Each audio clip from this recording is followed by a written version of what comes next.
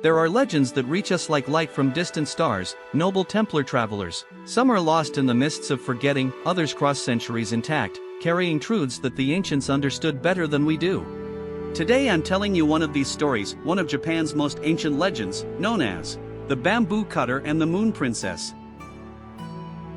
In times when the moon still spoke to mortals and the veil between worlds was thinner, there lived in the mountains of Japan a simple man whose name history didn't preserve, for true initiates rarely seek fame. He was a bamboo cutter, one who knew the secrets of the forest, one of those who can hear the whisper of the canes when the wind moves through them. Taketori, that's what we'll call him, had dedicated his life to silent labor, finding in the rhythm of work a form of prayer. Every morning, before the sun rose, he walked through the sacred groves, where the bamboo stalks rose like columns of a natural temple.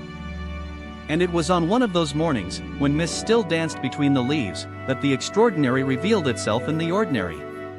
One of the canes glowed with its own light, radiating a gentle luminosity that didn't hurt the eyes, but warmed the heart. Taketori, a man of simple but deep faith, recognized this as a sign. With reverence, he cut the golden stalk.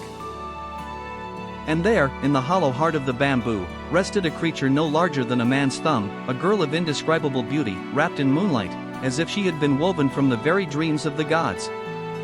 The old man took the tiny creature in his trembling hands, and she, as if awakening from a 1,000-year sleep, opened her eyes. In them, Taketori saw reflected the depth of the cosmos, distant stars, unrevealed secrets, the infinite melancholy of those who know worlds beyond ours. He took her home, where his wife, a wise woman who had learned not to question mysteries when they present themselves, welcomed the child as a divine gift. And wonder of wonders, the girl grew not in months, but in days, and her beauty intensified like light that amplifies when passing through pure crystals. In 3 earthly months, Kaguya had become a young woman of such beauty that the very elements seemed to pay her homage. Flowers opened in her presence, birds sang melodies never heard before, and the full moon seemed to smile when she walked through the night gardens. But beauty that transcends the ordinary can't remain hidden for long. Kaguya-hime's fame spread like incense on the 4 winds, reaching the ears of the kingdom's powerful. 5 princes, each representing an aspect of human ambition, came to court her. They were men of noble lineage, rich in material goods, but poor in understanding of the deeper mysteries. And here, fellow travelers, the legend offers us our first lesson. Because Kaguya, being of celestial nature, couldn't be conquered by earthly methods. When the princes declared their love to her, she responded with the wisdom of those who understand the true nature of things. Noble lords, if you truly love me, bring me proof of your devotion. But not gold or silver, for the world is full of such things. Seek treasures that exist only at the borders between the possible and the impossible. And then she proposed 5 tasks to them, each one a symbol, each one a test. To the first, she asked for the stone bowl of Buddha, symbol of renunciation, of the ability to let go of illusions. To the second, she requested a branch from the golden tree with silver roots, representing the union of opposites, the tree of knowledge that grows between worlds. To the third, she required the robe of fire rat fur, living paradox, union of the water element, rat, with fire, symbols of alchemical transformation. To the fourth, she demanded a colored pearl from the dragon's neck, the jewel of wisdom guarded by the keeper of hidden treasures. And to the fifth, she asked for the sound shell of the swallows, celestial music, harmony of the higher worlds. The 5 departed confident, for what obstacle could resist power and wealth? But Kaguya's tasks weren't the whims of a spoiled maiden, they were spiritual tests, and those who don't understand the language of symbols are doomed to failure. One by one, they returned with falsified objects, simulacra created by skilled artisans. But how could they deceive one whose eyes had contemplated truth? Each falsification crumbled at Kaguya's touch, like mist in the morning sun. The first brought a common bowl, artificially aged. Upon touching it, Kaguya smiled with infinite sadness, for she saw in the object not just the lie, but the heart of the man who preferred deception to self-knowledge.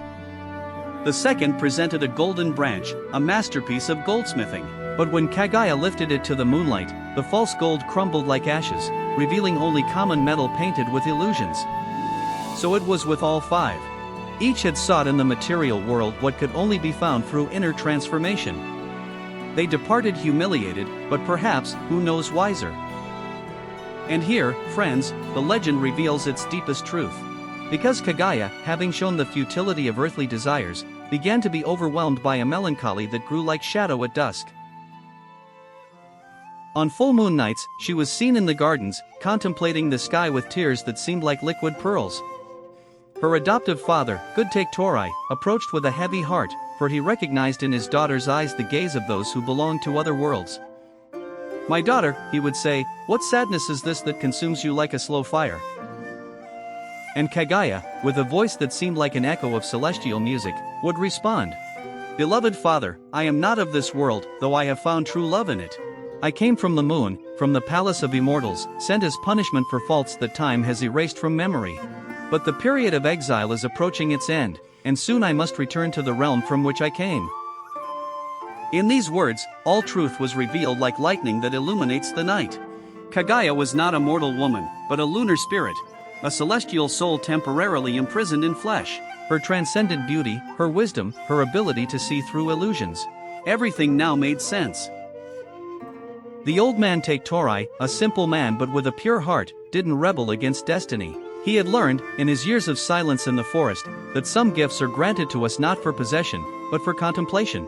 Some lights come to us not to stay, but to remind us of our own celestial nature.